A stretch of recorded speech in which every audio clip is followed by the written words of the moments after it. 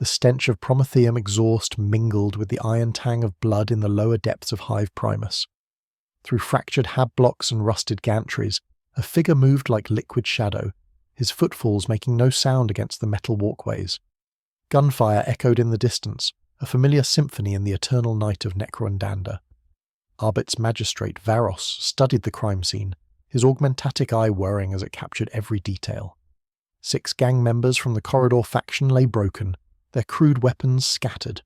Not dead, but incapacitated with surgical precision. "Signs of the vigilante again, Magistrate?" asked Proctor Hesk, her voice muffled by her rebreather. Varos knelt beside one of the unconscious gangers, examining the strange metal projectile embedded in the man's shoulder like a stylized flying creature, a bat. The 7th such scene this month. He left us another message. Varos held up a metal card etched with a single phrase, "I am vengeance."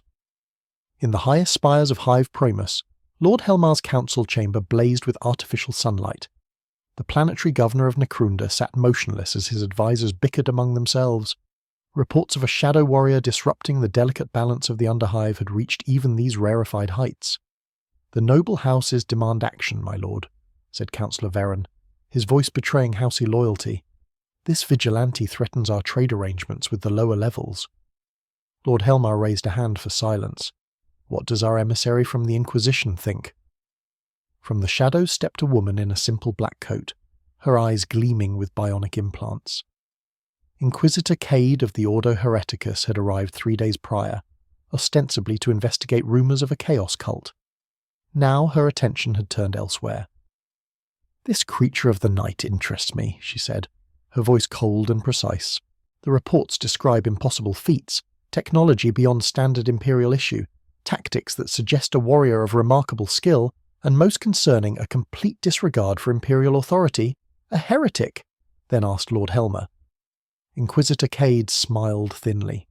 Or something far more dangerous, a rival. Deep in the Underhive, where even the gangs feared to tread, Batman knelt in a makeshift sanctuary. The cave he had claimed resembled nothing of his home beneath Wayne Manor, yet it served its purpose. Stolen tech from a dozen sources hummed around him. Necroandanda was not Gotham, but darkness and corruption spoke a universal language. He had awakened here 3 months ago with no memory of how he had arrived. The warp, perhaps, though he had only learned of such things from encrypted data stolen from an Arbate's precinct. What he understood with perfect clarity was that he had found himself in a hell where human life meant nothing. Bruce removed his cowl, the mechanisms hissing as pressure released. His face was gaunt, more scarred than before. Survival in this nightmare reality had required adaptation. His utility belt contained modified versions of his tools created from scavenged parts and rare architect. The batsuit itself had been reinforced with salvaged flak armor and mesh weave. A dozen screens displayed information about Necroandanda's power structure, the noble houses that ruled from the spires, the Arbites who enforced a mockery of law, the gangs that fought over scraps, and whispers of something worse hiding beneath it all. Master Bruce came Alfred's voice from the Vox unit at his workstation. Not truly Alfred, but a voice simulation program Bruce had created to preserve his sanity in this alien world. "You have been awake for 72 hours. Even you require rest." Bruce ignored the program. On his central display was an intercepted Arbit's report. Mysterious disappearances in Hive Secundis, not the usual gang violence or press gangs. Something methodical. Something ritual. "The cultists are expanding their operation," Bruce said more to himself than the Alfred program. "They need to be stopped before they complete whatever ceremony they're planning." The program responded with Alfred's characteristic concern. "And will you also address the Arbit magistrate who has made capturing you his personal crusade?" Bruce's expression hardened. "Varos is a good man in a corrupt system. He's not my enemy. He would disagree, sir." Bruce donned the cowl once more. The systems interfacing with his neural implants. Another necessity of this new world. Then I'll have to convince him otherwise. In the mid-level of Hive Primus, the Gorgon's respite drinking hall catered to a dangerous clientele. Mercenaries, bounty hunters, and gang leaders conducted business under the watchful eyes of servitor turrets. Magistrate Varos sat in a shadowed booth out of uniform, nursing a glass of amasec. Across from him sat a woman with a shaved head and a face covered in gang tattoos. "Speak plainly, Lo," Varos said. "What have you heard about the Batman?" Lo glanced nervously around the bar. "They say he cannot be killed. Ganginger from the Orlocks put 6 stubber rounds in him. He stood back up, broke the man's arms, and hung him from a coolant pipe." "Exaggeration," Varos muttered. "Maybe," Lo leaned forward. "But I seen what he did to Carlin's crew when they was moving those stolen juveniles for the flesh markets. Left them broken, but breathing. Freed all 40 kids." She took a long drink. "Thing is, Magistrate, some folks down below, they starting to see him different than you lawmen do." "How so?" "Like he's some kind of emperor sent angel watching over those the Imperium forgot." Varos scoffed. "The Emperor protects through his institutions, not vigilantes. Tell that to them kids who ain't slaves now." Lo stood. "There's something else. Something you need to hear. They say the Batman is hunting something in the deep hive, something even the gangs fear." Varos leaned forward. "What?" "Don't know exactly, but bodies been turning up, drained of blood, carved with symbols, the kind that hurt your eyes to look at." Lo made the sign of the Aquila. Even the Redemptionists won't go near those sectors now. After Lo departed, Varos remained, troubled by her words. A shadow fell across his table. He looked up to see Inquisitor Cade. "Consorting with criminals, Magistrate?" she asked, sliding into the booth uninvited. "Gathering intelligence," Varos replied stiffly. "On our mutual interest." Cade produced a data slate. "Perhaps we can help each other. I have resources beyond your Arbitite's division." Varos studied her. Inquisitors never offered partnerships without ulterior motives. Why would you care about one vigilante when you hunt heretics across the sector? Cad's augment eyes gleamed. "Because, Magistrate, I believe our vigilante and my heretics may be connected. Look." She slid the data slate toward him. It showed autopsy pics of the bodies Lo had mentioned. The symbols carved into the flesh made Varos's stomach turn. A cult dedicated to an entity called the Sleeper in the Dark. Cade explained. "They believe sacrifices will awaken their god, and it seems your Batman is hunting them too."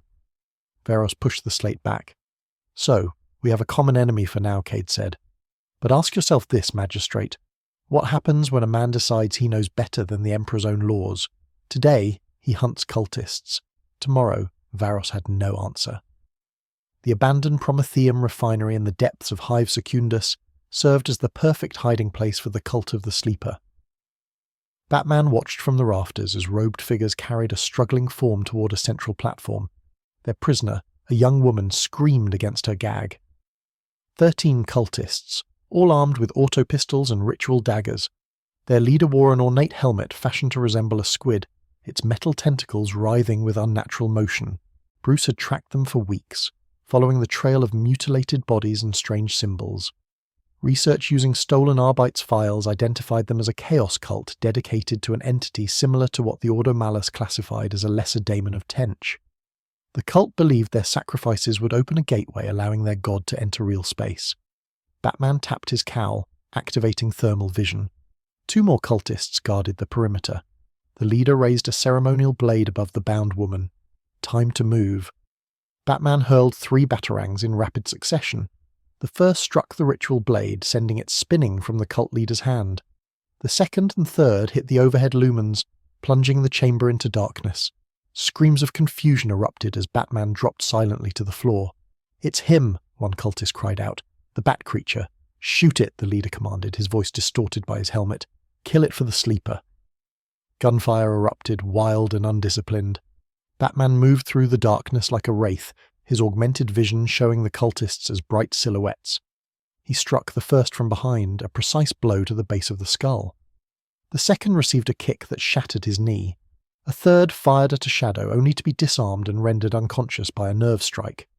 "Where is it?" screamed the leader. "How does it move so quickly?" Batman's voice emanated from the darkness, seeming to come from everywhere at once. "Your sacrifices end tonight." A cultist fired blindly, hitting one of his own. Batman descended upon 2 more, his reinforced gauntlets breaking bones with mechanical precision. 8 down, 5 remaining, including the leader. The leader backed toward the sacrifice platform. "Show yourself, creature. I am not the creature here." Batman emerged from the shadows behind him. "You are the leader world," swinging a secondary blade. Batman caught his wrist, twisting until the bone snapped. The helmet's tentacles suddenly animated, lashing toward Batman's face with metallic shrieks. Not decoration, but warp-touch technology. One tendril sliced through the armor at Batman's shoulder before he could tear the helmet free and cast it aside. The cult leader's exposed face was a map of ritual scars and implanted gems that pulsed with unnatural light. "The sleeper has shown me you're coming," he hissed. "The man who thinks himself a bat, the warrior from another reality." Batman lifted the man by his robes. "Talk. The warp brought you here for a purpose. Our master has plans for souls as strong as yours." The cultist laughed, blood trickling from his mouth. "You cannot stop what is already in motion. The rituals are complete. The gateway forms behind them." The sacrificial platform began to glow with sickly blue light. The bound woman screamed louder through her gag as the light enveloped her. Her body contorted, bones cracking as something began to take shape within her. Batman dropped the cult leader and rushed to the platform. He pulled a device from his belt, a modified version of a stasis grenade stolen from an Adeptus Mechanicus courier. It would temporarily freeze the ritual in progress. That will not save her. The cult leader laughed. "The sleeper comes." Batman activated the device. The blue light stuttered and froze. The woman's twisted body remained suspended in mid-transformation. Not a permanent solution, but enough time to get her to someone who might help. A slow clapping echoed through the chamber. Batman turned to see a woman in a black coat standing in the entrance, flanked by armed figures in the distinctive armor of the Adeptus Arbites. Among them stood Magistrate Varos. "Impressive," said Inquisitor Cade. "Though you've merely delayed the inevitable, that woman is already lost." Batman stood his ground as the Arbites formed a semicircle. Hell guns trained on him. "Step away from the heretic vigilante," ordered Varos. "By the authority of the Emperor's law, you are under arrest." The Inquisitor raised a hand. "Not yet, Magistrate. I would speak with him first." She approached Batman without fear. "You've been quite thorough in your crusade against this cult, almost as if you have experience with such entities." Batman remained silent, calculating escape routes, weapon ranges, the time left on the stasis device. "Your technology is curious," she continued. "Advanced in some ways, primitive in others, not Imperial standard. Not Xenos either, from what I can determine." She gestured to the unconscious cultists. "You disabled 13 armed heretics without killing a single one. Remarkable restraint. They face the Emperor's justice." Batman finally spoke, his voice a harsh growl through the cow's vocalizer. "Death is too easy," Cad's eyebrow raised. "So you do acknowledge Imperial authority. Interesting." She circled him, studying his armor and equipment. "Where do you come from, Batman? What brought you to Necround?" "I woke up here. That's all I know. The warp has been known to displace objects, even people, across time and space, especially during times of great disturbance." Cade nodded to the suspended ritual, like when someone attempts to open a gateway. Varos stepped forward. "Enough talk. He's a criminal who has evaded Imperial justice for months, and in doing so led us to a dangerous cult we might never have found," Cade countered. She fixed Batman with her augment stare. "I offer you a choice. Work with the Inquisition. Your skills, your technology, your obvious talent for instilling fear, all in service to the Emperor. The alternative is less pleasant." Before Batman could respond, the stasis field around the sacrifice platform flickered. The woman's body jerked, her spine arching impossibly backward. "The stasis is failing," Batman warned. Cade sighed as expected. "Arbites, destroy the possessed." Varos raised his hand. "But she's still human, Inquisitor. Not anymore." The stasis field collapsed completely. The woman's body exploded in a shower of gore and blue flame. Where she had been stood a towering figure of twisted limbs and too many eyes. Its skin rippled with symbols identical to those carved into the cult's victims. "For the sleeper," cried the cult leader, struggling to his feet. "Destroy them all, my master." The daemon let out a screech that caused blood to leak from the ears of 2 Arbites. It lashed out with elongated claws, disemboweling the nearest officer before he could fire. "Containment protocol," shouted Varos. "Concentrated fire." The Arbites opened fire, their hellgun beams cutting through the daemon's flesh, only for it to reform instantly. The creature moved with impossible speed, tearing through the Arbites' ranks. 3 more fell in seconds, their armor providing no protection against warp-strengthened claws. Batman reacted instantly, throwing a series of explosive batarangs at the ceiling above the daemon. The detonations brought down tons of metal and concrete, momentarily burying the creature. That won't hold it, Cade said calmly, drawing an ornate pistol. Nothing on this plane can truly kill it without the proper rites. The rubble exploded outward as the daemon emerged, larger than before, absorbing the mass of the debris into itself. It focused its many eyes on Batman. The stranger, it spoke, its voice like breaking glass, the one who does not belong. Your fear is different, older, purer. It lunged for Batman with frightening speed. He dodged by millimeters, feeling the displacement of air as claws passed his face. The daemon was learning, anticipating. Batman threw down smoke grenades, flooding the chamber with dense black clouds. Your tricks mean nothing, the daemon hissed. I taste your soul. From the smoke, Batman launched his grapple gun, the hook embedding in what passed for the daemon's shoulder. Instead of pulling himself toward it, he activated the winch in reverse, dragging the creature off balance. As it stumbled, Inquisitor Cade stepped forward, her pistol aimed at its center mass. In the Emperor's name, she announced, firing 3 rounds in rapid succession. The specialized ammunition struck the daemon, each shell containing a miniature stasis field that froze portions of its form. The creature shrieked in frustration as parts of its body became immobile, disrupting its cohesion. Batman saw the opportunity. He launched himself at the demon, driving a modified power blade into the frozen section of its chest. The weapon was another acquisition, enhanced with technology he barely understood, but had determined would disrupt warp entities. The daemon convulsed as energy coursed through its form. Batman twisted the blade, driving it deeper, the creature's many eyes fixed on him with hatred. This vessel dies, it snarled. But I know you now, Bruce Wayne. I will find you again. With a final shriek, the demon's physical form collapsed, melting into a puddle of noxious fluid. The remaining cultists lay dead, their life force drained by their master's manifestation. In the sudden silence, Batman turned to find every surviving Arbiter's weapon trained on him again. Inquisitor Cade studied him with new interest. Bruce Wayne, she repeated. Is that your true name? Batman said nothing, but his mind raced. The daemon had pulled his identity from his thoughts. A tactical disadvantage. It doesn't matter, Varos interrupted. He's still under arrest. Cade holstered her pistol. I'm afraid I must invoke inquisitorial authority, Magistrate. This man is now under my jurisdiction. On what grounds? Varos demanded. He survived direct contact with a warp entity, demonstrated knowledge of how to combat it, and possesses technology of uncertain origin. Cade smiled thinly. All matters for the Inquisition. Batman tensed, ready to fight or flee. The daemon had called him by name, but it had also said something else. The one who does not belong. The cult leader claimed the warp had brought him to this reality. If that were true, there might be a way back. Neither of you will take me, Batman stated flatly. Cade laughed. Bold, but unrealistic. You're surrounded, injured, and exhausted. Am I? Batman pressed a control on his gauntlet. Throughout the chamber, small devices he had planted during the smokescreen activated simultaneously, emitting electromagnetic pulses that disabled the Arbite's weapons and comm systems. In the same instant, explosives detonated in the ceiling, creating a shower of debris and a perfect distraction. By the time the dust settled, Batman was gone. Varos cursed as he tried to restore power to his Hellgun.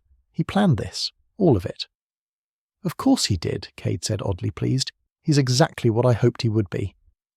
In the weeks that followed, rumours of the Batman spread through all levels of Hive Primus. In the Underhive, gangers spoke in whispers of an unstoppable vigilante who could appear from nowhere and vanish just as quickly. In the Mid-Hive, merchants paid protection money to their new guardian rather than local gangs. Even in the upper spires, noble houses heard the whispers and began to fear for their secrets. Magistrate Varos found himself in an impossible position.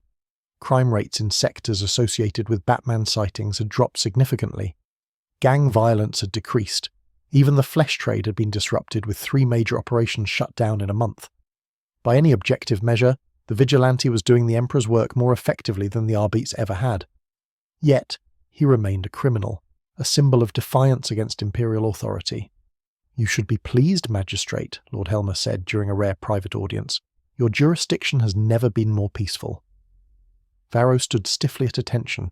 My lord, this vigilante undermines the very foundation of Imperial law. If citizens believe justice comes from masked men rather than the Emperor's appointed authorities, then perhaps the Emperor's authorities should demonstrate their effectiveness more convincingly. Hell smiled coldly. The noble houses are divided on this matter. Some see the Batman as a useful tool for controlling the lower levels without expending their own resources. Others fear what his example might inspire. And your position, my lord? I care only for stability and tithe quotas. Both have improved since his appearance. Helmer leaned forward. However, the Inquisition remains concerned. They believe he possesses restricted technology and potentially warp knowledge. These are serious matters. I will redouble my efforts to capture him, Varos promised. See that you do before someone else does. Unknown to either man, Batman watched this exchange through a micro-opex he had planted in Helmar's chambers days earlier. His network of surveillance devices now extended throughout much of Hive Primus, giving him eyes and ears in places even the Inquisition couldn't reach. In his expanded cave, Bruce had constructed a more permanent base. Stolen cogitators hummed alongside salvaged Vox units. A modified medication treated his wounds with a combination of Imperial technology and techniques he remembered from his world. A forge allowed him to manufacture replacement batarangs and other equipment. Most importantly, he had accumulated knowledge. Data stolen from Arbeit's precincts, administratum offices, even limited inquisitorial files courtesy of a security breach he had exploited during the Daemon encounter. Master Bruce, the Alfred program in your injuries from the Manufacturum raid require attention. Bruce glanced at the laceration on his arm, courtesy of a ganger with a power blade. Later, may I remind you that without proper medical facilities, even minor wounds can become lethal in this environment. Bruce ignored the program's concern. On his main display was a map showing a pattern of disappearances and warp disturbances across 3 Hive sectors. Similar to the sleeper cult's work, but more sophisticated, more careful. They're building to something bigger, Bruce muttered. The first Daemon was just a test. The Alfred program processed this information, and you believe Inquisitor Cade is aware of this pattern. She knows more than she's revealed. The Inquisition always does. Bruce studied another screen showing Cad's movements through the Hive. She's hunting the cultists too, but she's also hunting me. Perhaps cooperation would be prudent given your shared objective. Bruce's expression darkened. The Inquisition's methods are extreme. They would purge entire sections of the Hive on suspicion alone, as opposed to your more measured approach of breaking limbs and instilling terror. Despite everything, Bruce almost smiled. He had programmed the Alfred simulation too well. I don't kill, a distinction increasingly lost on the population. According to your own surveillance, you are variously described as an Emperor-sent angel, a demon hunter, and a vengeful spirit. Let them believe what they want. Fear is useful. And when fear becomes worship, this is not Gotham, Master Bruce. Faith and fear are dangerously intertwined in this society. Before Bruce could respond, an alert sounded from one of his monitoring stations. A significant power surge in Hive Secundus near the same location as the previous Daemon incursion. He accessed the surveillance feed he'd placed there. Robed figures moved through the ruins, more numerous than before. At their center walked a tall figure in ornate power armor, its surface inscribed with arcane symbols. A Chaos Space Marine, Bruce identified, recalling information from the Arbeit's files. Warriors corrupted by the warp, once the Emperor's finest, now turned against the Imperium, far more dangerous than cultists. The Alfred program calculated the threat assessment. Sir, previous encounters suggest this is beyond your capabilities. Bruce was already moving toward his armor stand. I need to know what they're planning. Perhaps alerting the authorities would be wiser. By the time the Arbeits mobilize, whatever ritual they're preparing will be complete. Bruce checked his equipment. Batarangs, grapple launcher, smoke grenades, explosive charges, the power blade he had modified after the Daemon encounter. I can observe and disrupt if necessary. And if you encounter another Daemon or worse, Bruce secured the last pieces of his bat suit, the familiar weight of the cowl settling over his features. Then I'll adapt. I always do. As Batman prepared to depart, a proximity alert sounded. Someone had triggered the outer perimeter sensors of his hideout. Multiple someones moving with military precision. The cave's entrance exploded inward in a storm of Lysaia and frag grenades. Batman rolled behind cover as Arbeit's shock troops poured into the chamber, followed by the distinctive black armor of inquisitorial stormtroopers. Surrender in the name of the Emperor, came Magistrate Varos's amplified voice. You are surrounded. Batman triggered emergency countermeasures. Smoke dispensers filled the cave with dense fog while sonic emitters disoriented the invaders. He needed to reach the secondary exit. A figure stepped through the smoke, apparently unaffected. Inquisitor Cade, her augmentatic eyes cutting through the obscurement. "Impressive setup, Bruce Wayne," she said, surveying the equipment around her. "Or do you prefer Batman? We found records of your world in the warp echoes surrounding the Damon incursion." Batman kept to the shadows, moving silently toward the exit tunnel. Cade tracked his movement. "Your world is gone, you know. Consumed by the warp, there is no going back." She gestured around her. "This is your reality now, but it need not be your enemy." Batman paused. "You're lying." "Am I? You've seen what the warp can do. Entire worlds can be swallowed, their realities becoming nothing more than memories, fragments, adrift in the immaterium." Cade took another step forward. "But you can still serve a purpose here. Your skills, your intellect. The Imperium has need of such weapons. I'm not a weapon. Everything is a weapon in service to mankind's survival." Cade holstered her pistol in a gesture of apparent trust. "I offer you legitimacy, resources, the authority of the Inquisition behind your crusade. At what cost? Obedience, the same demanded of every servant of the Emperor." The stormtroopers and Arbites had formed a perimeter, cutting off all escape routes. Varos approached, his hell gun trained on Batman. "You've done some good," the magistrate admitted grudgingly, "but no one is above Imperial law." Batman assessed his options. The Arbites could be evaded. The stormtroopers would be more difficult. Cade herself represented the greatest threat. A warning chimed in his cowl. The sensors he had placed at the cultist gathering were detecting a massive energy spike. Whatever ritual they had planned was accelerating. "There's no time for this," Batman said. "A chaos cult in Hive Secundus is about to attempt another demon summoning larger than before." Cad's expression changed. "What evidence do you have?" Batman accessed the feed through his cowl, projecting the images onto a nearby screen. The cult gathering had grown. Dozens of robed figures surrounded a central platform where the armoured Chaos Marine directed preparations. Captives were being brought forward, lined up for sacrifice. "Throne of Terror," Varos breathed. "There must be 100 cultists and hundreds more potential victims," Batman added. "You can arrest me later. Right now, those people need help." Cade studied the feed with cold calculation. A Chaos Space Marine leading a mass ritual. The potential threat level exceeds local containment capabilities. She activated her Vox speed. "This is Inquisitor Cade, Priority Alpha. Deploy the kill team to these coordinates. Prepare for Class 3 warp incursion." She turned back to Batman. "It seems our discussion must be postponed. This threat takes precedence." "I'm going," Batman stated, "alone against a traitor Marine and his cult." Varos scoffed. "That's suicide. I don't plan to engage directly. Disrupt the ritual. Free the captives." Cade considered him. "My kill team will take 20 minutes to deploy. The ritual appears to be progressing more rapidly than that." A thin smile. "Perhaps we can reach a temporary accommodation." Batman understood. "I slow them down." "Your team arrives for cleanup." "Precisely," Varos protested. "Inquisitor, we cannot simply release a criminal. Would you prefer to explain to Lord Helmar why half his hive was consumed by a warp rift?" Cad dismissed his concerns with a wave. "Besides, Magistrate, this is an opportunity to observe our vigilante in action, to assess his true capabilities." Batman knew a trap when he saw one. The Inquisitor had no intention of letting him go after this was over, but the lives at stake outweighed his freedom. "I'll need my equipment," he said. Cade nodded to her stormtroopers who stepped back but kept their weapons ready. "I would advise against any heroics. The Chaos Marine is beyond your abilities." Batman gathered his most essential gear.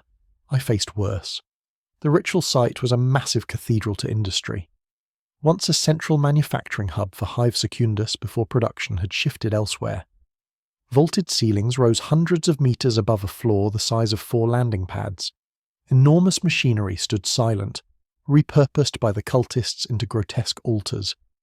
Batman observed from a crumbling gantry high above. The Chaos Marines stood at the center of a complex pattern, drawn in blood across the floor. Captives knelt in concentric circles around him, each with a cultist standing behind them, daggers ready. The Marine's armor was midnight blue, adorned with silver symbols that hurt the eye to look upon. His helmet was fashioned into the likeness of a snarling beast, with horns that curled upward like a crown of thorns. "Brothers and sisters," the Marine's voice boomed through the cathedral, amplified by his armor's vox. "The stars align, the sleeper stirs. Today, we open the path for our master's ascension." Batman activated the enhanced audio receptors in his cowl, isolating the Marine's words. "The gateway requires blood. The gateway requires fear. The gateway requires a worthy adversary." The Marine raised a gauntleted hand. "And I have provided all three." With dawning horror, Batman realized the truth. The previous ritual, the demon that had recognized him.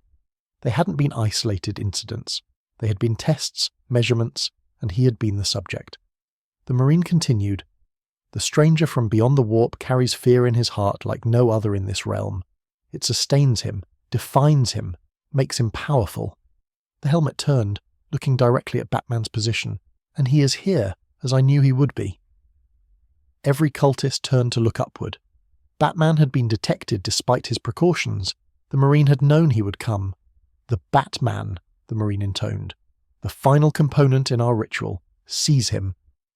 Cultists armed with crude firearms opened fire on Batman's position.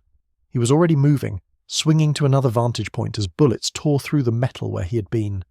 The Chaos Marine laughed. "Run, Batman. Your fear feeds the ritual. Your resistance strengthens the gateway." Batman needed to disrupt the blood pattern on the floor.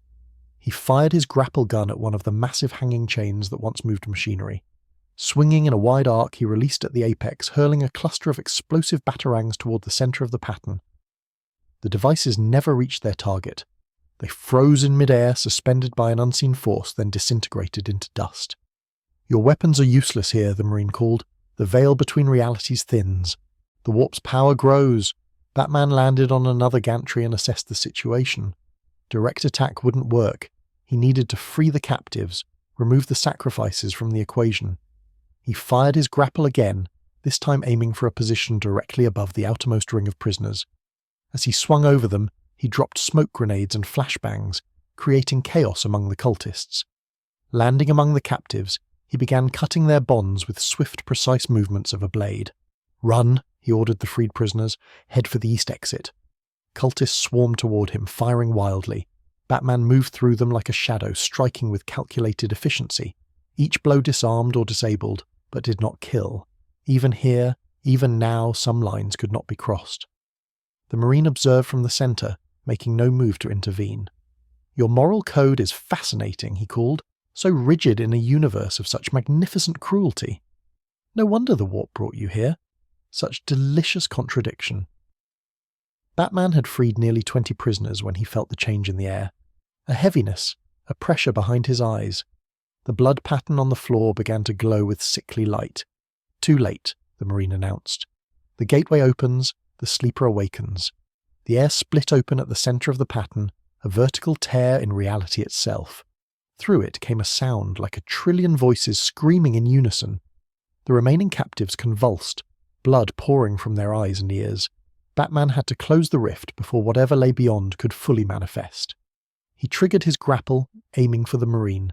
If the traitor was controlling the ritual, eliminating him might disrupt it. The grapple hook struck the Marine's armor and latched on. Batman launched himself forward, rocketing toward his target. The Marine turned, his helmet's red lenses flaring with amusement. "Come then, knight of a dead world," he growled. Batman collided with the Marine at full speed, the impact jarring every bone in his body like hitting a wall of adamantium. The Marine didn't budge, merely reaching up to grasp Batman by the throat with a ceramite gauntlet. "Your fear sustains me," the Marine hissed, lifting Batman off his feet. The fear of a man who watched his parents die, who builds his life around that moment of terror. Batman drove his modified power blade into a joint of the Marine's armor. The weapon penetrated slightly before snapping against the ancient ceramite. The Marine laughed. "I was forged in the crucible of the Horus heresy, mortal. I have killed space marines in their hundreds. What hope have you?" With contemptuous ease, he hurled Batman across the chamber. Bruce crashed through a rusted control panel, his reinforced armor absorbing some of the impact, but not enough. Ribs cracked, internal bleeding likely. The suit's medical systems injected stems and pain suppressants automatically. The rift widened. Tendrils of impossible geometry reached through, probing the cathedral's air. Where they touched, reality distorted. Metal rusted instantly. Flesh transformed into crystal, then dust. Batman forced himself to his feet. Direct confrontation had failed. He needed another approach. The pattern on the floor drew his attention. The bloodlines formed a circuit of sorts, channeling energy toward the rift. If he could disrupt enough of the pattern, he fired his grapple again, this time at a massive coolant tank suspended above the ritual site. The hook punctured the ancient metal, and Batman triggered the winch at maximum power. The corroded bolts holding the tank gave way with a shriek of tortured metal. Thousands of ellers of toxic chemical poured down, washing away sections of the blood pattern. The effect was immediate. The rift contracted slightly, the tendrils withdrawing. The Marine roared in fury. Defiler, the gateway must remain open. Batman used the distraction to move among the remaining captives, freeing as many as he could. The cultists were in disarray, some fleeing, others trying to maintain the ritual by cutting their own flesh to restore the pattern. The Marine strode through the chemical flood, unaffected by the caustic substance. His armor's surface rippled with unnatural energy as he fixed his gaze on Batman. "You cannot stop what is already in motion," he snarled. "The sleeper has tasted this reality. It will find another way through." Batman threw his remaining explosive batarangs at the structural supports above the Marine. The detonations brought down tons of ferrocrete and metal. The Marine disappeared beneath the avalanche. For a moment, Batman thought he had succeeded. Then the rubble exploded outward as the Marine emerged, his armor dented but intact. In his hand, he held a massive chain axe that roared to life with a belch of exhaust. "Enough games," the Marine growled, advancing on Batman. "Your skull will adorn my trophy rack." Batman was out of options. His weapons were depleted, his body damaged, the remaining captives still in danger. He backed away, searching for any advantage, any weakness in his opponent. The cathedral's main doors exploded inward. Armored figures stormed through the breach, weapons blazing. Inquisitor Cad's kill team had arrived. Stormtroopers in carapace armor spread out in practice formation, their hellguns cutting down cultists with surgical precision. Behind them came more heavily armed operatives, an Adeptus Mechanicus tech priest, his mechanical limbs wielding exotic weaponry. Two power-armoured figures that Batman recognised from Arbet's files as Sisters of Battle, their armour adorned with symbols of the Imperial faith, and at their centre, Inquisitor Cade herself, now clad in ornate power armour of her own, a force sword crackling with energy in her hand. "Traitor," she called to the Marine, "your heresy ends here." The Marine turned to face this new threat. Chain axe raised. Inquisitor Cade, still the Emperor's loyal dog. "Have you told your companions about your collection of forbidden texts? Your experiments with Xenos technology?" "Silence, heretic." Cade advanced, her kill team spreading out to flank the Marine. "By the authority of the Emperor's Holy Inquisition, I condemn you to death." The Marine laughed, the sound distorted through his helmet's vox. "Death rejected me millennia ago. Witch hunter." The rift pulsed, growing wider despite the disrupted pattern. The tendrils re-emerged, more substantial than before.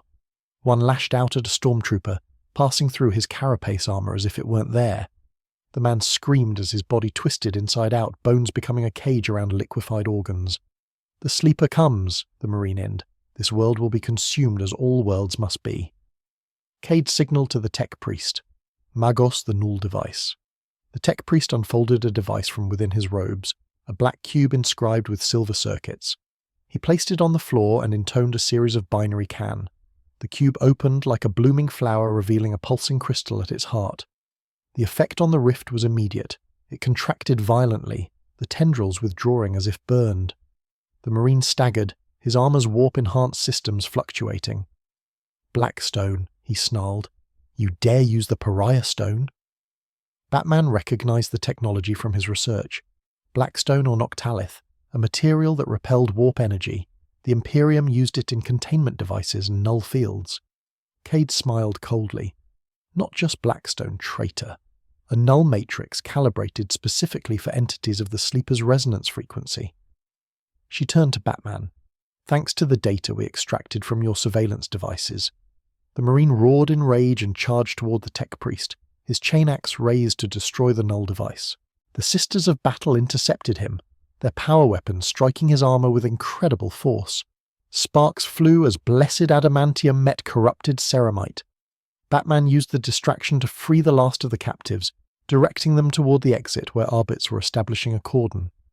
Magistrate Veros coordinated the evacuation, his face grim as he witnessed the battle unfolding inside. The Marine fought with inhuman skill, his chain axe a blur of motion. One sister fell, her armor split from shoulder to hip. The other maintained her assault, her neural whip wrapping around the Marine's weapon arm, disrupting his movement momentarily. Batman saw his opportunity. The Marine's armor had been damaged in their earlier encounter with a significant rent in the back plate, a vulnerable point. He retrieved his last functioning tool, a modified melter charge taken from an Arbit's armory, designed to breach reinforced doors. It might be enough to penetrate the weakened armor. He moved silently around the periphery of the battle, approaching the Marine from behind as the traitor struggled with the Sister of Battle. The tech priest maintained the null device, his meshindrites extending its field while stormtroopers provided covering fire. Batman leapt onto the Marine's back, driving the melter charge into the damaged section of armor. The Marine reached back, trying to dislodge him. "You persist, vermin," the traitor growled. "Your world is dust, your crusade meaningless." Batman activated the charge. "This isn't about my world," he said. "It's about protecting this one." He kicked away from the Marine as the melter charge detonated. The focused thermal explosion melted through the weakened armor, burning into the corrupted flesh beneath. The Marine staggered, but remained standing, ichor leaking from the wound. "Impressive," the traitor admitted, but insufficient. The rift pulsed again, fighting against the null field. Reality strained around them as two opposing forces contested for dominance. The cathedral itself began to warp, support columns twisting into impossible shapes. Inquisitor Cade approached the struggling Marine, her force sword held high. "In the Emperor's name," she inned, bringing the weapon down in a perfect arc. The Marine caught the blade with his gauntleted hand, ceramite fingers smoking where they touched the energized weapon. "Your Emperor is a corpse on a throne," he spat, and soon, not even that. With his free hand, he raised his chain axe toward Cad's head. Batman fired his grapple at the weapon, the hook wrapping around the axe's haft and pulling it off target.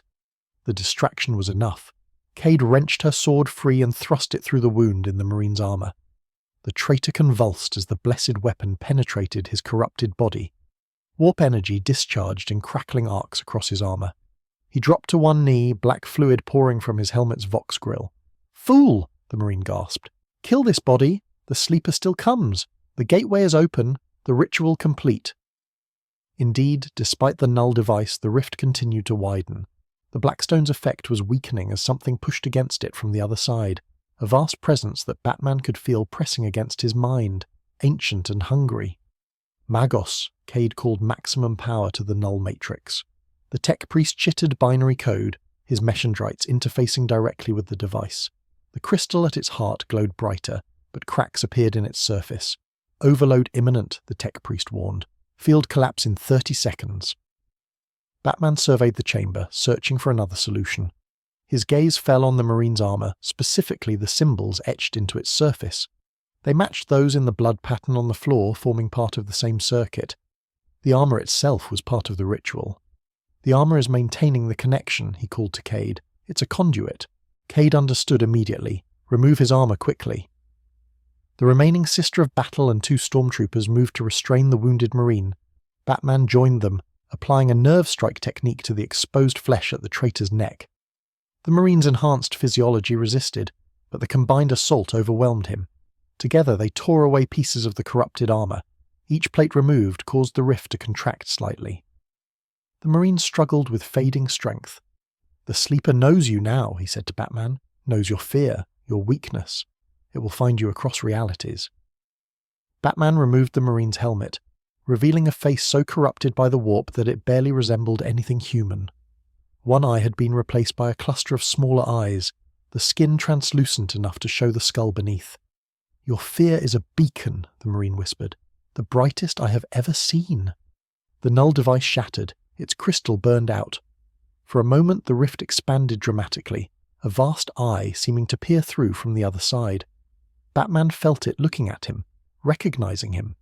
Then, as the last piece of the Marine's armor was torn away, the rift collapsed with a thunderclap of imploding air. The Marine's body dissolved into ash, leaving only the corrupted armor pieces scattered across the blood-soaked floor. Silence fell across the cathedral. Inquisitor Cade sheathed her force sword and approached Batman. "Well done," she said, "though I suspect you knew the armor was a conduit before I did." Batman didn't answer. He was staring at the spot where the rift had been. For a brief moment, when the vast presence had looked at him, he had seen something. Not just the alien intelligence of the sleeper, but beyond it. Other realities, other versions of Earth, of Gotham, of home.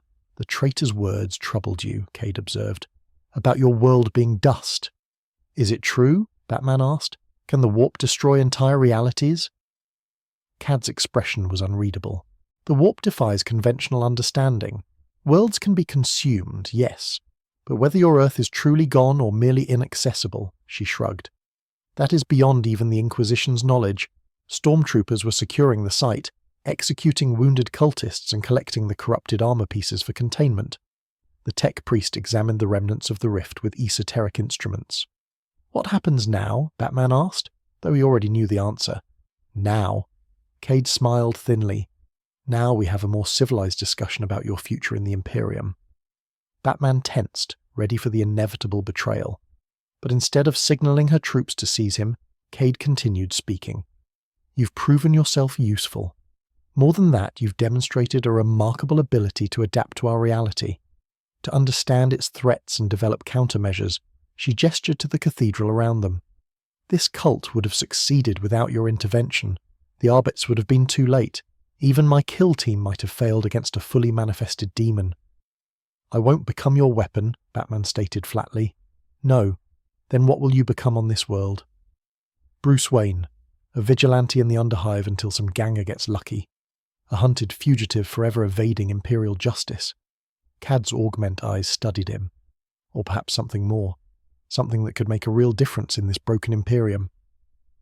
Before Batman could respond, Magistrate Varos approached, his hellgun held ready, but not aimed directly at Batman. "The perimeter is secure, Inquisitor," he reported. "Survivors have been quarantined for interrogation. Lord Helmer's representatives are demanding an explanation for the deployment of inquisitorial assets without prior notification. Politics, Cade, always politics. Tell them I'll provide a full briefing once the site is properly contained." She turned back to Batman. "Consider my offer. The Imperium has need of men like you.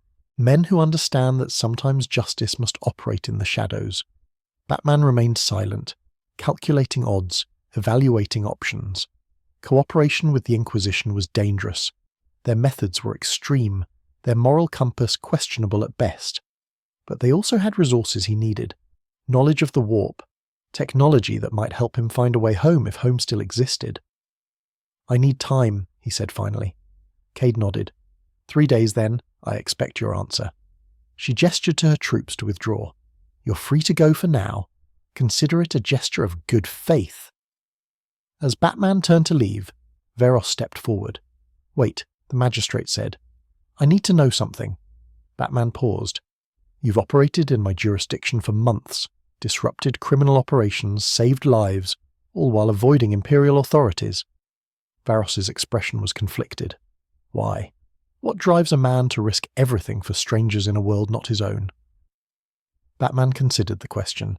In this nightmare reality of the 41st millennium, where human life was cheap and cruelty was commonplace, the answer seemed more important than ever.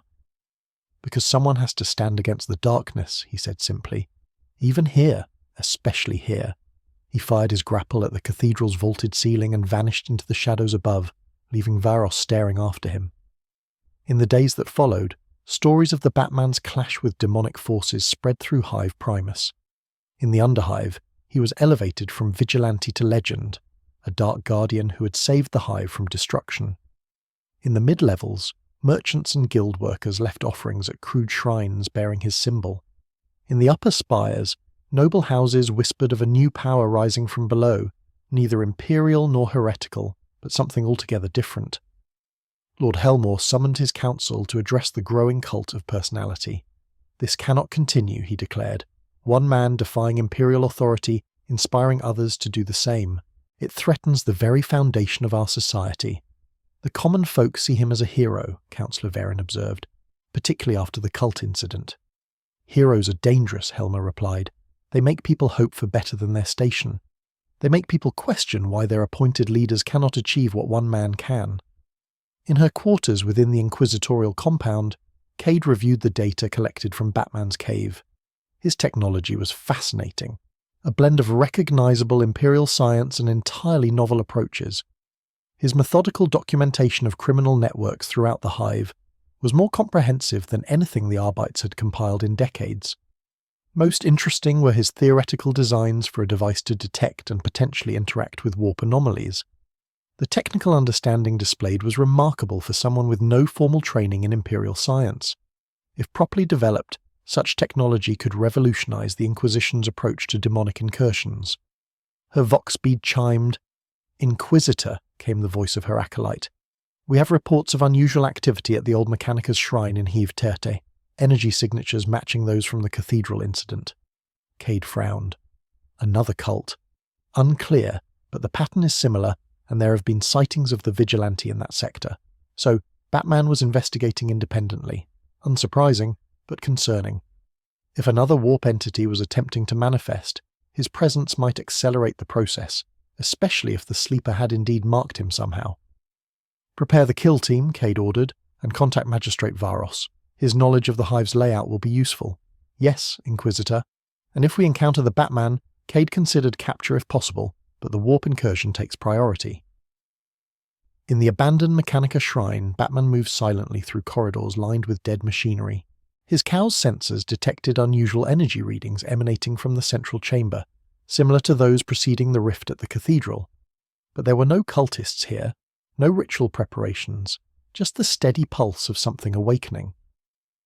The shrine had been dedicated to the machine god thousands of years ago before being abandoned during a hive rebellion. Ancient tech forgotten by the Mechanicus still lined the walls. Servo skulls lay shattered on the floor. Cogator banks stood silent, their machine spirits long departed. At the center of the main chamber, Batman found the source of the energy readings. A small tear in reality, barely visible to the naked eye, pulsed with the same sickly light as the rift in the cathedral. But this one appeared stable, controlled somehow. As he approached, the tear widened slightly. Through it, Batman glimpsed fragments of another place. Tall buildings, dark streets. For a moment he thought he saw the silhouette of a city skyline that achingly resembled Gotham. "Home," he whispered. "Not quite," came a voice from behind him. Batman whirled to find Inquisitor Cade standing in the chamber entrance, flanked by her kill team. Magistrate Varos stood among them, his expression grim. "What you're seeing is an echo," Cade continued, approaching carefully. "A reflection of your memories given form by the warp's interaction with your mind." Batman positioned himself between Cade and the rift. "You knew this was here?" "I suspected." Cade gestured to the ancient technology surrounding them. "This shrine houses forgotten architect that the Mechanicus deemed too dangerous to retrieve. Technology that, according to certain forbidden texts, could be used to create stable passages through the Immaterium passages to other realities." Theoretically, Cade studied the small rift with professional interest, though the process would be incredibly dangerous. The warp is not a neutral medium. It's alive in its way, malevolent. It twists everything it touches. Batman's mind raced. If there was even a possibility of returning home, the Marine said my world was dust. Chaos Marines lie as easily as they breathe, Cade pointed out.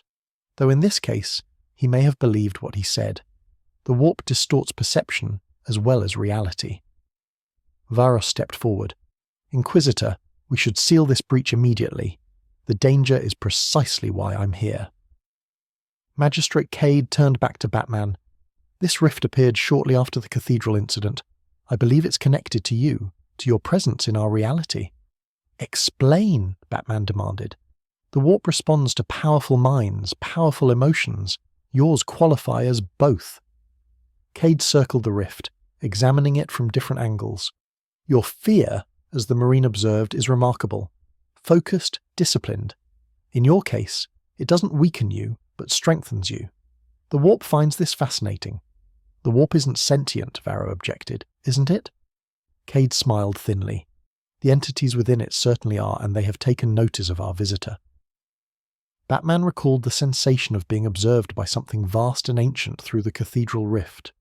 The sleeper, perhaps, or something else entirely. Cade gestured to the tech priest among her retinue. Magos Dawn has been studying the anomaly. His conclusions are interesting. The tech priest stepped forward, his numerous augment eyes focusing and refocusing on the rift. The breach exhibits signs of quantum entanglement with a parallel dimensional state. He intoned his voice a blend of human speech and machine code. Initial analysis suggests birectional transit potential with proper stabilization protocols.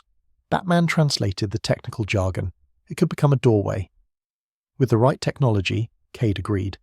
Technology the Inquisition possesses or could develop based on your designs. Now Batman understood. This is your offer. Help me get home in exchange for my service. A mutually beneficial arrangement. Cad's augmentatic eyes gleamed. You assist the Imperium with your unique skills and perspective. We provide the resources to develop a stable transit mechanism. Varos looked alarmed. Inquisitor, creating warp gates is explicitly forbidden by Imperial decree. The risks of demonic incursion alone. The Inquisition operates beyond such restrictions when necessary. Magistrate. Cade dismissed his concerns. Besides, we wouldn't be creating a conventional warp gate, more of a specialized extraction. Batman studied the rift again. The glimpses of Gotham had faded, replaced by swirling patterns of light. Was it truly possible? Or was Cade manipulating him, offering an impossible hope to secure his cooperation? If I refuse, he asked, then we close this breach permanently. Cad's tone hardened. And you remain here, either as a sanctioned agent of the Imperium or as a fugitive. Those are your only options now. The cult of personality you've inspired cannot be permitted to grow unchecked. Batman considered his position. Working with the Inquisition meant compromising his principles, becoming part of a system built on fear and oppression. Refusing meant abandoning any hope of returning to Gotham to his mission there. But there was a third option, one Cade hadn't considered. I need time to consider, he said. Cade nodded. 24 hours, no more. She gestured to her kill team to withdraw. The shrine will remain under inquisitorial guard. Don't attempt anything foolish. As they departed, Varos lingered behind. For what it's worth, the magistrate said quietly, there are those in the Arbites who believe you've done more good than harm, who see that your methods, while outside our law, serve its ultimate purpose. Batman said nothing. But the Inquisitor is right about one thing, Varos continued. The stories spreading through the hive, the shrines, the offerings. It's becoming something dangerous, something that could spark conflict in an already unstable society. I never asked to be worripped, Batman said. Few who become icons do. Varos turned to leave. Whatever you decide, know that Necrondanda will remember the Batman for better or worse. After Varos departed, Batman examined the rift more closely. His cow's sensors recorded its energy patterns, comparing them to the data he had gathered from the cathedral incident. There were similarities, but also crucial differences. This breach was stable, controlled, and it responded to his presence, widening slightly when he moved closer. The Chaos Marine's words echoed in his mind. Your fear is a beacon, the brightest I have ever seen. What if the Marine had been telling the truth? What if Batman's presence in this reality was not random, but deliberate? A being of fear brought to the universe where fear held tangible power. He returned to his cave to analyze the data and make preparations. The Alfred program processed the sensor readings while Bruce reviewed everything he had learned about the warp since his arrival. The rift's energy signature matches theoretical models for controlled warp gates, the program reported. However, stability metrics indicate significant fluctuation when you approached it. It responds to me, Bruce concluded, to my thoughts, my emotions. A disturbing implication, sir.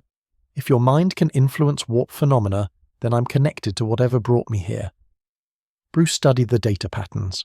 The Sleeper, the Marine, Cade. They all believe I have some special relationship with the warp, that my fear makes me unique in this reality. And do you believe that, Master Bruce? Bruce considered the question. Fear had defined his life since that night in Crime Alley. He had mastered it, weaponized it, turned it against those who would prey on the innocent. In Gotham, that meant criminals, corrupt officials, the occasional supervillain. But here, in the grim darkness of the 41st millennium, fear was the currency of existence. The Imperium ruled through fear. The warp fed on fear. Even the machine god servants approached their deity with fearful reverence. "I believe I don't belong here," Bruce said finally, "and that there may be a way back. The Inquisitor's offer is a trap. She has no intention of sending me home. I'm too valuable as an asset." Bruce began assembling equipment, but she's right about one thing. The rift is connected to me, which means I might be able to control it with the right technology. Sir, attempting to manipulate warp phenomena without proper safeguards would be extraordinarily dangerous. "I know." Bruce loaded his most essential gear. "That's why I'm going to steal what I need from the Inquisition." The Inquisitorial compound was among the most heavily fortified structures in Hive Primus. Located in the upper mid-levels, it was separated from surrounding buildings by a kill zone monitored by Auspex arrays and automated defense turrets. Stormtroopers patrolled its perimeter while more specialized guardians lurked within. Batman had spent weeks mapping its security systems through careful observation and data intercepted from Arbite's networks. There were gaps in his knowledge, but he had infiltrated more secure facilities with less information. He approached from above using maintenance ducts that connected the compound's life support systems to the Hive's main atmospheric processors. These ducts were technically outside the compound's security perimeter, considered inaccessible due to their narrow dimensions and toxic environment. Batman's rebreather filtered the poisonous gases as he crawled through spaces barely large enough for his armoured form. His cow's thermal imaging revealed the heat signatures of guards and security systems beyond the metal walls. After 30 minutes of careful navigation, he reached a junction that connected to the compound's storage levels. According to intercepted data, Cade had established a research laboratory there to study artifacts recovered from the cathedral site, including pieces of the Chaos Marine's armour. Batman cut through the junction's access panel with a laser cutter, careful to avoid triggering pressure sensors. Beyond lay a maintenance corridor used by servitors to access environmental systems. He moved quickly but silently through the empty passage until he reached a security door marked with inquisitorial symbols. The door's lock was a combination of mechanical and digital systems designed to resist both conventional bypassing and coitator hacking. Batman attached a device of his own design to the control panel, a modified OPEX that could detect and replicate authorized access patterns. After 2 tense minutes, the door clicked open. Batman slipped through into a dimly lit chamber filled with containment cells. Each cell housed objects of various sizes, all surrounded by stasis fields or null barriers. He moved past cells containing alien artifacts, forbidden texts, and what appeared to be severed Xeno's limbs preserved in fluid. His target would be in a high-security section, likely under additional surveillance. At the chamber's far end stood a reinforced door with multiple warning symbols. Batman's sensors detected energy signatures similar to those at the shrine, but more concentrated. Whatever lay beyond that door was powerful enough to warrant exceptional containment. The door required both biometric authentication and a physical key. Batman had prepared for the former using synthetic fingerprint film and a voice modulator tuned to Cad's vocal patterns. The latter would be more challenging. He scanned the chamber looking for clues. An Inquisitor would never leave such a key unsecured, but might keep it close, perhaps in her personal quarters, or entrusted to a senior acolyte. His search was interrupted by a soft, mechanized whirring. A servitor emerged from an alcove, its partially organic body fused with maintenance equipment. Its blank eyes passed over Batman without recognition as it began checking fluid levels in the containment cells. Batman remained motionless. Most servitors had limited programming, focused solely on their assigned tasks. Unless specifically instructed to identify intruders, this one might ignore him entirely. The servitor paused before the reinforced door, then extended a mechadendrite from its torso. The appendage transformed, revealing a complex key mechanism that it inserted into the door's lock. Batman acted quickly. He struck the servitor at the base of its skull with a precise nerve strike that temporarily disrupted its control systems. As the cyborg collapsed, he carefully removed the key mechanism from its mechadendrite. The door unlocked with a series of heavy clicks. Batman entered a circular chamber dominated by a black pedestal at its center. Upon the pedestal sat a containment box inscribed with warning runes. His sensors confirmed that inside was a fragment of the Chaos Marine's armor, specifically a portion of the helmet that had been covered in the reality-bending symbols. Batman approached cautiously. The containment box was secured with additional locks, but these were standard inquisitorial patterns he had encountered before. He bypassed them methodically, opening the box to reveal a jagged piece of ceramite that seemed to absorb light from its surroundings. As he reached for the fragment, alarms blared throughout the compound. Not from his actions, but from somewhere else in the facility. A distraction, but one he could use. Batman secured the armor fragment in a specialized container designed to block warp emanations, then made his way back to the maintenance corridor. The compound was now in full alert with stormtroopers rushing to secure key areas. He moved counter to their patterns, using their own defensive protocols to predict safe passage routes. He had nearly reached his extraction point when a voice called from behind him. "I'm disappointed but not surprised." Batman turned to find Inquisitor Cade standing alone in the corridor, her power armor humming with contained energy. Her force sword remained sheathed, but her hand rested on its hilt. "Did you think I wouldn't anticipate this?" she asked. "That I wouldn't have the compound security adjusted specifically for your methods?" Batman said nothing. He had considered the possibility of a trap, but the risk was necessary. "The alarm was a test," Cade continued, "to see if you would take the bait, and you did." She glanced at the container in his hand. "The armor fragment. You believe it will help you control the rift?"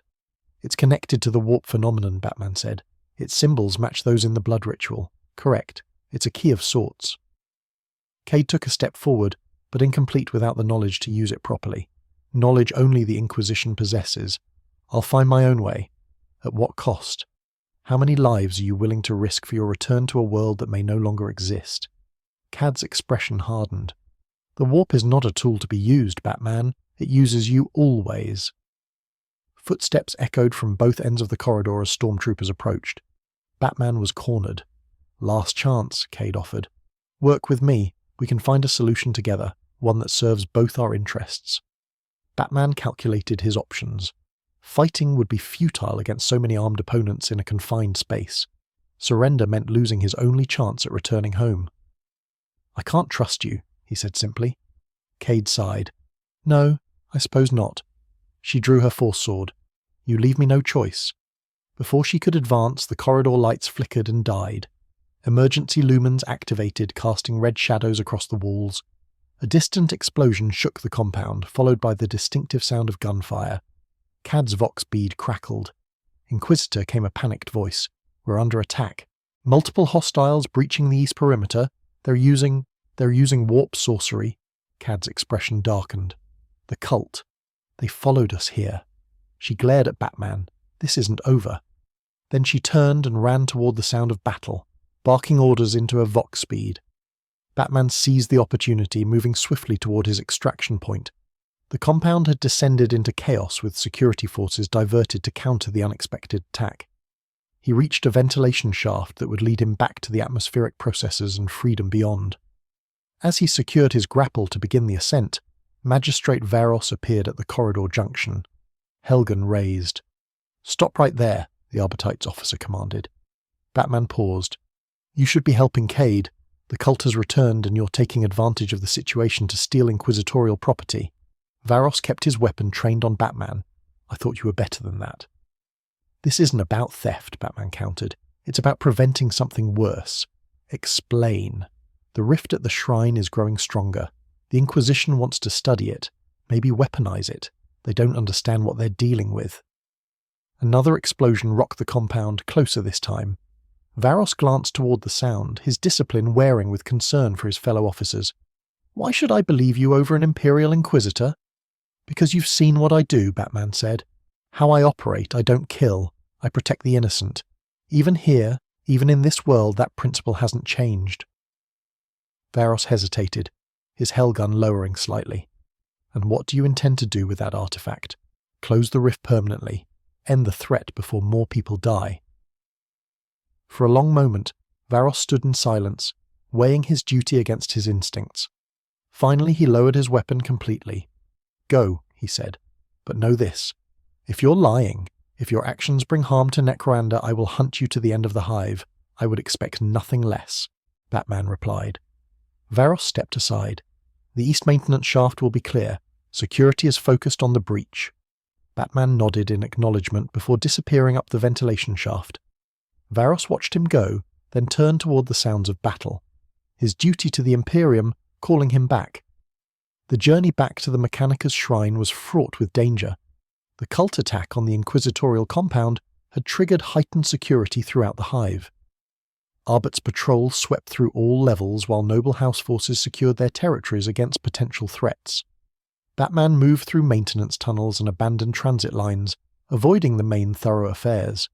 The armor fragment in its containment box emitted trace energy that his sensors could detect, a faint resonance that seemed to pulse in rhythm with his own heartbeat. By the time he reached the shrine, dawn was breaking over Hive Primus, its polluted light filtering through ancient ventilation shafts. To his surprise, the inquisitorial guards Cade had promised were absent. Either the cult attack had forced her to reassign them, or something else had occurred. The entrance showed signs of recent violence. Loose burns scored the walls and blood stained the floor. Batman moved cautiously, his cowl's sensors scanning for life signs or energy anomalies. The shrine's interior was silent, save for the distant drip of condensation from rusted pipes. In the central chamber, the rift had grown. What had been a small tear barely visible to the naked eye was now a pulsing wound in reality nearly a meter across. Through it, Batman could see fragmented images. Gotham's skyline, the Batcave, familiar streets and buildings. But the images shifted and warped, as if viewed through fractured glass. He approached carefully, the armor fragment in its container responding to the rift's proximity with increased energy output. As he drew closer, the rift's pulsing synchronized with the fragment's emissions. Connected, as he had suspected, two pieces of the same puzzle, Batman set up the equipment he had brought. Modified scanning devices to monitor the rift's stability. A prototype null field generator, reverse-engineered from inquisitorial technology, and most importantly a device of his own design intended to focus and direct the energy connection between the armor fragment and the rift. I wouldn't do that if I were you. Batman turned to find a robed figure standing in the chamber entrance. Not a cultist, but a tall woman with shaved head and elaborate facial tattoos. She wore the robes of a sanctioned psyker, her eyes glowing faintly with warp energy. "The Inquisitor sent you," Batman stated. "No, I came of my own accord." The psyker entered the chamber, her gaze fixed on the rift rather than Batman. "My name is Cher. I serve the Imperium, but I also serve truth. And the truth is that you do not understand what you're tampering with. Explain." Escher circled the rift, maintaining a respectful distance. "This breach is not a simple gateway between realities. It is a psychic resonance point, a manifestation of your own connection to the warp." "I have no connection to the warp," Batman insisted. "Every living being does, but yours is unusual." Cher studied him with her glowing eyes. "Your mind is disciplined, focused to an extraordinary degree. Your fear, rather than weakening you, has been forged into a weapon. In your reality, this made you formidable. In ours, it makes you dangerous." Batman considered her words. The Marine said something similar, that my fear was a beacon. He was not wrong. The Chaos Gods are drawn to powerful emotions, Khorne to rage, Nurgle to despair, Slaanesh to desire. But fear, pure and disciplined fear, is rarer. It attracts other entities. The Sleeper, Escher nodded. An ancient consciousness that dwells in the spaces between realities. Neither daemon nor god, but something older. Something that remembers the time before the Chaos Gods, before the warp was corrupted by mortal emotion. Batman glanced at the rift, which seemed to pulse in response to their conversation. "And it brought me here. Perhaps, or perhaps your arrival awakened it." Escher approached one of his scanning devices, examining it with professional curiosity. "Your technology is fascinating, primitive in some ways, advanced in others. Like you, it does not belong here. Can I return? Is my world still there?" Escher's expression softened slightly. "The multiverse is vast and complex. Your reality exists, but whether you can return to the exact moment and place you left, that is less certain." Batman activated his devices, beginning the calibration process. "I have to try, even at the risk of allowing the sleeper passage into your world or bringing something back with you." Escher pointed to the armor fragment. "That object is tainted. Using it to manipulate the rift will have consequences you cannot predict." Batman paused, considering her warning. The desperate need to return home to continue his mission in Gotham had driven him to this point. But at what cost? If opening the way home meant endangering both realities. His deliberation was interrupted by the sound of approaching footsteps. multiple sets moving with military precision. Inquisitor Cade appeared in the entrance, her armor battle damaged but functional. Behind her came stormtroopers and Magistrate Varos, his face grim. "I warned you," Cade said to Batman. "The cult was following you, tracking your connection to the rift." She gestured to the dead cultist Batman had passed at the entrance. "My guards eliminated the first wave, but more will come." Batman tensed, ready for conflict. "How did you find me?" "Magistrate Varos informed me of your intentions. Quite noble of him considering your theft." Cade nodded to the armor fragment. "Though I admit your theory about its connection to the rift has merit." Varos met Batman's accusing gaze without flinching. "I said I would hunt you if you brought harm to Necrunda. The cult attack made it clear the danger was real." Escher stepped forward. "Inquisitor, the situation is more complex than you realize. The breach connects to more than just another reality. It touches the domain of the entity you call the Sleeper." Cad's expression hardened. "Psyker Share, I might have known you would involve yourself. Your Ordo-Chronos theories about multiversal threats have been rejected by the Conclave repeatedly. Yet here we stand before proof of my warnings." Escher gestured to the rift. "This breach grows stronger by the hour. Soon it will be beyond our ability to contain." The rift pulsed as if in response to her words, the images beyond becoming clearer. Gotham City appeared in greater detail, its dark streets and towering buildings momentarily stable before dissolving into chaotic patterns again. Batman made a decision. "I need to close it permanently." "Agreed," said Cade, "but not with stolen technology and guesswork. My tech priests have developed a containment protocol specifically for this type of warp phenomenon. Your protocol would trap the energy rather than disperse it." Escher objected. "A temporary solution at best. Better than risking a full incursion." Cade turned to her stormtroopers. "Secure the perimeter. No one enters or leaves until the breach is sealed." As the troops moved to obey, a tremor ran through the shrine. Dust fell from ancient vaults as metal groaned under sudden stress. The rift expanded violently, doubling in size in an instant. Through it came an inhuman howl that caused the Psyker to cry out in pain, clutching her head. "It comes," she gasped. "The Sleeper awakens fully." From the rift emerged tendrils of darkness that moved with liquid grace. Where they touched the shrine's floor, metal corroded instantly into dust. The air filled with the scent of ozone and decay. "Containment field!" "Now," Cade ordered, activating her force sword. The blade crackled with energy as she placed herself between the expanding rift and her troops. Batman moved quickly, activating his null field generator. A shimmering barrier of energy formed around the rift, temporarily halting its expansion. The tendrils recoiled from the field, writhing in apparent frustration. "That won't hold for long," Batman warned. "The field was designed for a much smaller breach, long enough for evacuation," Varos suggested, already directing stormtroopers toward the exit. "No," said Cade. "If that entity fully materializes, it won't matter how far we run. The entire hive could be lost." Batman studied the rift, noting how the armor fragment in its container pulsed in perfect synchronization with the breach's contractions. An idea formed. Dangerous, but possibly their only option. "The fragment is connected to the rift," he said. "It could be used as a focus point to collapse the breach rather than contain it." Escher nodded in understanding. A reverse polarity, using the fragment to draw the energy back into itself, then severing the connection completely. "Theoretically possible," Cade conceded, "but the power required would be enormous. My suit's power cells combined with your weapon's energy cores should provide enough for a single attempt." Batman was already modifying his device, adapting it for this new purpose.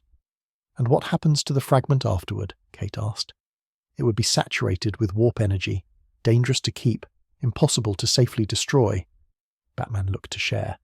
"Unless," the Psyker understood immediately, "I could channel the excess energy through my connection to the warp, disperse it safely." She hesitated, though the process would likely kill me. "No," Batman said firmly, "there's another way." He turned to the rift, which had begun to press against his null field, causing it to flicker and weaken. Through the fluctuating barrier, he could see more clearly into what appeared to be Gotham. The Wayne Enterprises tower stood in the distance, its distinctive architecture unmistakable. "The fragment goes through the rift," he decided. "Back to my reality, where the warp has less influence, where it can't be used to create another breach." Along with you, Cade asked, studying him intently. Batman didn't answer immediately. The choice before him was stark. Return to Gotham to his mission, his purpose, or remain in this grim, desperate reality where his skills were perhaps even more needed. I don't know if passage is even possible, he said finally, but someone needs to ensure the fragment doesn't fall into the wrong hands on the other side. The null field flickered again, more violently this time. Portions failed completely, allowing tendrils to push through into the chamber. Stormtroopers fired at the manifestations, their hellgun beams passing through with no effect. We're out of time, Cade declared. Make your decision, Batman, stay or go. Batman looked to Varos, who had positioned himself to defend the retreating troops. The Hive needs men like you, Magistrate, men who remember what justice truly means. Varos nodded in understanding. And it will have them. Your example has not been lost on us. To Usher, Batman said, monitor for any similar breaches. If the Sleeper tries another approach, I will be vigilant, the Psyker promised. Finally, Batman turned to Cade. The cultists aren't defeated, just scattered. They'll regroup under new leadership. The Inquisition will be waiting, Cade assured him. She hesitated, then extended her hand. Your methods were unorthodox, but your goals were pure. The Emperor protects those who protect his people. Batman accepted the gesture, clasping her armoured gauntlet briefly, even those who don't acknowledge his authority. Cade almost smiled, especially those in my experience. The null field collapsed completely. The rift expanded to fill nearly half the chamber, its edges crackling with warp energy. The glimpses of Gotham became more stable, more defined. Streets. Batman recognized buildings he had stood upon countless times during his nightly patrols. Batman activated his modified device, connecting it to the containment box holding the armor fragment. Energy surged from the combined power sources, causing the fragment to glow with blinding intensity. The rift responded, contracting slightly before stabilizing into a perfect circular portal. Now, Escher urged, the alignment is perfect.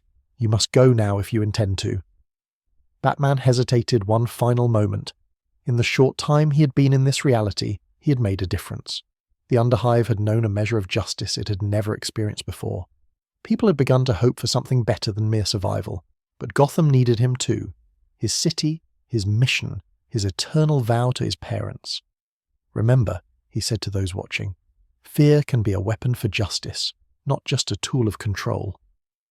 With that, Batman stepped toward the portal. The fragment clutched in his hand. As he approached, the images of Gotham became crystal clear. The portal pulled at him, recognizing him, welcoming him home.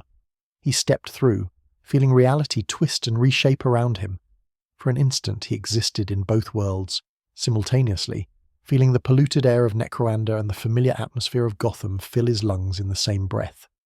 Then he was through, the portal collapsing behind him with a thunderclap of imploding air. Batman found himself standing on a rooftop in Gotham, the fragment in his hand already crumbling to dust as its connection to the warp faded in this reality. In the distance, the bat signal shone against the night sky. Gotham needed him, as it always had, as it always would. He fired his grapple and swung toward the signal, leaving behind a reality that would tell stories of the Batman for generations to come. In Hive Primus, in the abandoned Mechanicus Shrine, Inquisitor Cade ordered the chamber sealed with adamantium bulkheads and sanctified wards. The site would be monitored in perpetuity for any signs of warp activity. Magistrate Varos returned to his precinct with a new perspective on justice and authority. In the weeks that followed, the Arbits under his command began to operate differently. Less concerned with rigid adherence to protocol, more focused on protecting the truly innocent, the Psykers established a network of watchers throughout the Underhive, vigilant for signs of cult resurgence or warp disturbance. She also gathered accounts of the Batman's activities, preserving them against the inevitable Imperial revisionism. And in the deepest Underhive, where Imperial authority was little more than a distant rumour, a new gang formed. They called themselves the Dark Knights, and they wore the symbol of a bat upon their armour. They fought against the flesh traders and the worst predators of the Hive depths, bringing a harsh but fair justice to places the Arbits never reached. Lord Helmar observed these developments with calculation. The Batman was gone, but his influence remained. A symbol could not be executed or imprisoned. An idea could not be purged by bolter fire. Perhaps, the planetary governor mused, this was not entirely unwelcome. A controlled myth might serve the hive's stability better than the chaotic reality had. Inquisitor Cade never included the full truth of the Batman incident in her official reports. Some secrets, she decided, were better kept even from the Inquisition's archives. But she did commission a small token from a master artisan, a medallion bearing the stylized image of a bat, which she kept among her personal effects, a reminder that even in the darkest millennium, hope could take unexpected forms. In her private moments, Cade sometimes wondered about the world Batman had returned to. Was it truly the haven he believed it to be? Or would he find it changed, corrupted, perhaps even destroyed in his absence? The warp was fickle, and passage through it was never without cost. Such questions had no answers in this reality. But somewhere, perhaps in a city called Gotham, on a world that had never known the Emperor's light, a dark knight continued his crusade against injustice, alone, uncompromising, and unbowed. The Emperor protects, as the faithful say, but in some realities protection takes a different form, a shadow against the darkness, a symbol of fear turned toward justice, a bat against the endless night.